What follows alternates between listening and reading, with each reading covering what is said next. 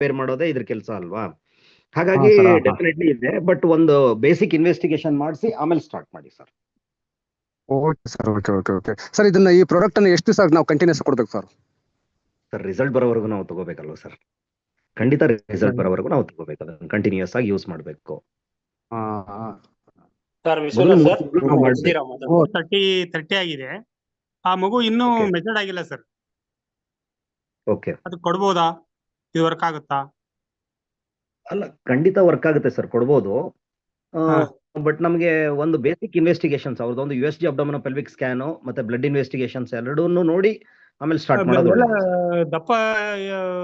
ದಪ್ಪ ಇದ್ದಾರೆ, ಕುಳುಕಿದ್ದಾರೆ, ಸ್ವಲ್ಪ ದಪ್ಪ ಇದ್ದಾರೆ, ಏನ್ ತೊಂದ್ರೆ ಇಲ್ಲ. ಹೆಲ್ತಿ ಆಗಿದ್ದಾರೆ, ಏನ್ ತೊಂದ್ರೆ ಇಲ್ಲ.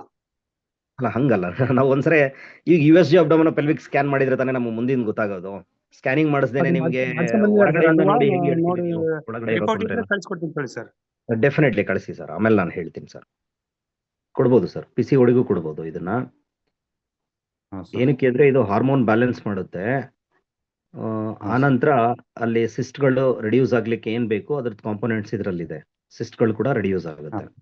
ಓಕೆ, ಹಾಗಾಗಿ PCOD ಕೊಡ್ಬೋದು ಸರ್, ಖಂಡಿತ ಕೊಡ್ಬೋದು, ಏನ್ ತೊಂದರೆ ಇಲ್ಲ. ಆರ್ಥೋಡಿಸ್ ಸರ್, ಏನ್ ಸರ್? ಆರ್ಥೋಡಿಸ್ ಸರ್, ಜಾಯಿಂಟ್ ಪೇನ್ ಅಲ್ಲ, ಯಾವ ಆರ್ಥರೈಟಿಸ್? ಆಸ್ಟಿಯೋ ಎರಡರಲ್ಲೂ ಕೊಡ್ಬೋದು ನೀವು. ಆಸ್ಟಿಯೋ ಆರ್ಥರೈಟಿಸ್, ರುಮಟಾಯ್ಡ್ ಆರ್ಥರೈಟಿಸ್ ಎರಡರಲ್ಲೂ ಕೊಡ್ಬೋದು ಸರ್. ಹಾ ಸರ್, ಹಾ ಸರ್, ಕೊಡ್ಬೋದು. ಅಂದ್ರೆ ಆಸ್ಟಿಯೋ ಆರ್ಥರೈಟಿಸ್ ಅಲ್ಲಿ ಲಾಂಗ್ ಟರ್ಮ್, ಇವಕ್ಕೆಲ್ಲ ಲಾಂಗ್ ಟರ್ಮ್ ಬೇಕು ಸರ್. ಶಾರ್ಟ್ ಟರ್ಮ್ ಅಲ್ಲಿ 1 ತಿಂಗಳಲ್ಲೇ 2 ತಿಂಗಳಲ್ಲಿ ನಾವು ರಿಸಲ್ಟ್ ಎಕ್ಸ್ಪೆಕ್ಟ್ ಮಾಡಬಾರ್ದು. ಆಸ್ಟಿಯೋ ಆರ್ಥರೈಟಿಸ್, ರುಮಟಾಯ್ಡ್ ಆರ್ಥರೈಟಿಸ್ ಅಲ್ಲಿ ನಾವು ಲಾಂಗ್ ಟರ್ಮ್ ಕೊಟ್ಟಾಗೆ ನಮ್ಗೆ ರಿಸಲ್ಟ್ಸ್ ಬರೋದು. 6 ಮಂತ್ ಇಂದ 1 ಇಯರ್ ಅಂತ ನಾವು ಕಂಪಲ್ಸರಿ ಹೇಳ್ತೀವಿ ಸರ್.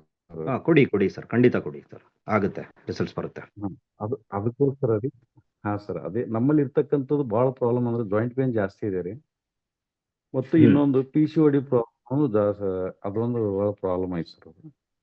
ಕೊಡ್ಬೋದು ಸರ್, ಖಂಡಿತ ಕೊಡ್ಬೋದು, ತೊಂದರೆ ಏನಿಲ್ಲ. Okay sir, okay sir, thank you sir.